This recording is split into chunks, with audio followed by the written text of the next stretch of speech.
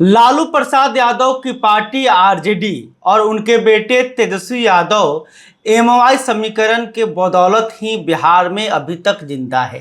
या ये कह सकते हैं कि एमवाई समीकरण के बल पर एनडीए से टकराते रहते हैं, लेकिन अब बिहार में इनका समीकरण टूट सकता है। एमवाई जो है वो बिखर सकता है और इसके कारण हो गए तेजस्वी यादव। तो देखिए, कल बिहार की राजधानी पटना में एआईएमआईएम के प्रदेश अध्यक्ष अख्तरुल इमान जो हैं वो तेजस्वी यादव के आवास पर पहुंचे हुए थे। अख्तरुल इमान जो हैं वो तेजस्वी यादव से मिलना चाहते थे और असदुद्दीन ओवैसी का संदेश उनके पास पहुंचाना चाहते थे, लेकिन असदुद्दीन ओवैसी के इस संदेश को तेजस्वी यादव ने नज़रअंदाज किया और उन्होंने अख्तरुल इमान को आवास में ढुकने तक नहीं दिया गया। अख्तरुल इमान के लिए तेजस्वी यादव का गेट बंद ही रहा। दरअसल अख्तरुल इमान जो हैं वो ढोल गाजे बाजे के साथ तेजस्वी यादव के आवास पर पहुंचे थे और उन्होंने कहा कि हम मात्र 6 सीटें मांग रहे हैं, हमें कोई मंत्री पद नहीं चाहिए, बस हमें बिहार महागठबंधन में शामिल कर लीजिए ताकि बिहार के जो सेकुलर वोट है उसमें बंटवारा ना हो, यानी कि जो एमवाई में से एम है वो ना बटे, इसलिए हमें शामिल कर लीजिए। लेकिन बार बार आग्रह के बाद भी आरजेडी जो है वो एआईएमआईएम को नज़रअंदाज कर रही है और असदुद्दीन ओवैसी का बेइज्जती कर रही है। तो देखिए, सबसे पहले अख्तरुल इमान ने आरजेडी के सुप्रीमो लालू प्रसाद यादव को पत्र लिखा और पत्र के माध्यम से महागठबंधन में शामिल होने की इच्छा जताई, लेकिन इस पत्र का जवाब लालू प्रसाद यादव ने नहीं दिया। इस पत्र को लेकर जब तेजस्वी यादव से सवाल पूछा गया कि क्या एमआईएम जो है वो बिहार महागठबंधन में शामिल होगी, क्या आपको कोई सूचना दी गई है, इस पर तेजस्वी ने कहा कि बैरिस्टर साहब का कोई फ़ोन नहीं आया है, उनके तरफ से कोई भी प्रस्ताव ऐसा नहीं आया है। जबकि सच्चाई यह है कि अख्तरुल इमान जो कि बिहार एमआईएम के प्रदेश अध्यक्ष हैं, उन्होंने पत्र लिखा था। तो इसी बात को साबित करने के लिए अख्तरुल इमान जो हैं वो ढोल गाजे बाजे के साथ अपने समर्थकों के साथ तेजस्वी यादव के आवास पर धमक गए।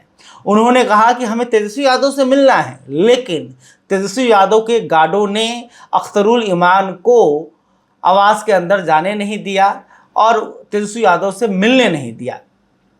तो देखिए, क्या अब जो बिहार के मुसलमान हैं वो थोड़े चिंतित हैं। उनको लग रहा है कि क्या तेजस्वी यादव जो हैं वो बार बार मुसलमानों को नज़रअंदाज करते हैं, क्या वो बार बार मुसलमानों को सिर्फ यूज करते हैं।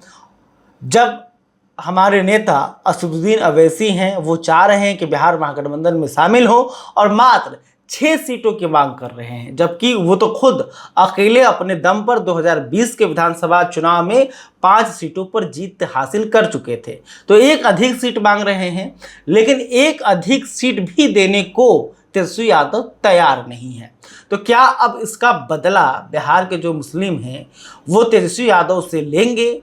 और देखिए, हम आपको समझा देते हैं कि आखिर बिहार में मुसलमानों की ताकत क्या है।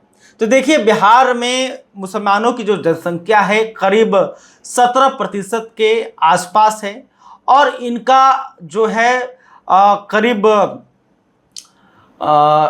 करीब जो है 60 से या हाँ 60 तो नहीं, हाँ कह सकते हैं मोटा मोटी कि 80 से 90 सीटों पर मुसलमानों की संख्या ठीक ठाक है। 80 में से 80 सीटों पर जो है करीब 20% के आसपास इनकी जनसंख्या है। इसके अलावे 45 ऐसे सीटें हैं जहां पर मुसलमानों की आबादी जो है 20% से अधिक है और सीमांचल के 24 विधानसभा सीटों पर मुस्लिम तय करते हैं कि कौन चुनाव जीतेगा, कौन चुनाव हारेगा। तो देखिए, मुसलमान जो हैं बिहार में एक बड़े फैक्टर साबित होते हैं। मुस्लिम जो हैं इनकी बड़ी भूमिका बिहार की राजनीति में होती है। अब बात कर लेते हैं असदुद्दीन ओवैसी की पार्टी AIMIM की। तो AIMIM जो है बिहार विधानसभा चुनाव में 20 सीटों पर अपने उम्मीदवार दिए थे और 20 सीटों में से 5 सीटों पर इनके उम्मीदवार चुनाव जीतने में कामयाब हो गए थे। यानी कि 5 सीटों पर इन्होंने महागठबंधन को हराया और एनडीए को हराया। इसके अलावे कुछ ऐसी सीटें थी जहां पर एमआईएम के कारण महागठबंधन के उम्मीदवार चुनाव हार गए। यानी कि 6 से 7 सीट जो है उसे एमआईएम ने गड़बड़ कर दिया और 10 सीटों के कारण ही 2020 में तेजस्वी यादव की सरकार जो है वो बनते बनते रह गई थी। तेजस्वी यादव जो है वो मुख्यमंत्री बनते बनते रह गए थे। लेकिन अब सवाल है कि आखिर तेजस्वी यादव जो है वो एमआईएम को बिहार महागठबंधन में क्यों शामिल नहीं करना चाह रहे हैं। आखिर असदुद्दीन ओवैसी जो एक राष्ट्रवादी नेता हैं, उनसे तेजस्वी यादव को क्या दिक्कत है? क्या तेजस्वी यादव को यह डर लग रहा है कि अगर उन्होंने एमआईएम को बिहार महागठबंधन में शामिल कर लिया तो ओवैसी जो है बिहार के मुसलमानों के नेता बन जाएंगे? क्या जो बिहार के मुसलमान हैं वो सिर्फ एमआईएम को देखकर ही वोट करेगी और लालू प्रसाद यादव का जो एमवाई समीकरण है वो ढह जाएगा? इस बात का डर आरजेडी को सता रही है और इसलिए वो एमआईएम को सिर्फ इसलिए शामिल नहीं कर रहे हैं कि उनका अपना नुकसान हो जाएगा। ये नहीं देख रहे हैं कि महागठबंधन मजबूत होगा और एनडीए को हराया जा सकता है, बल्कि यहाँ पर तेजस्वी यादव व्यक्तिगत और अपनी पार्टी का फायदा देखते हुए नजर आ रहे हैं। तो अब सवाल है कि ओवैसी क्या करेंगे। ओवैसी ने तो देख लिया कि तेजस्वी यादव उन्हें बिहार महागठबंधन में शामिल नहीं होने देंगे, तो खबर है कि ओवैसी ने बिहार को लेकर एक बड़ा प्लान तैयार किया है। बिहार विधानसभा चुनाव में असदुद्दीन ओवैसी जो हैं 2020 की तरह ही थर्ड फ्रंट का निर्माण करना चाह रहे हैं और इसको लेकर कई पार्टियों के साथ उनकी बातचीत चल रही है। इसके अलावा खुद एमआईएम जो है बिहार के 100 सीटों पर चुनाव लड़ने की तैयारी कर रही है और उम्मीदवारों का लिस्ट भी तैयार किया जा रहा है। और इसके अलावा कुछ दिनों के बाद देखिएगा कि असदुद्दीन ओवैसी का बिहार में ताबड़तोड़ दौरा होगा और ओवैसी जो है मुस्लिम बहुल क्षेत्रों में लगातार रैलियां करते हुए नजर आएंगे। तो ओवैसी के लिए क्या बिहार के मुसलमान जो हैं तेजस्वी यादव से बदला लेंगे?